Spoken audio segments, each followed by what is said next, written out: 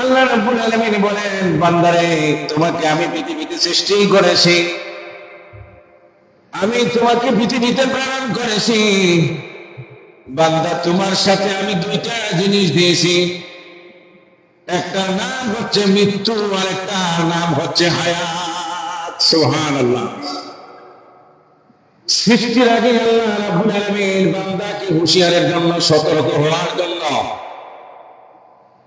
দুনিয়াতে আসার পরে বান্দা আল্লাহকে ভুলে না যাওয়ার জন্য আল্লাহ রাব্বুল আলামিন বলেন, আল্লাযী খালাকাল মাউতা ওয়াল হায়াতা লিয়াবলুয়াকুম আইয়ুকুম আহসানু আমালা ওয়া হুয়াল আজিজুল গফুর। আল্লাহ পাক বলেন, আমি বান্দা দুনিয়াতে তোমাদের সাথে দুইটা জিনিস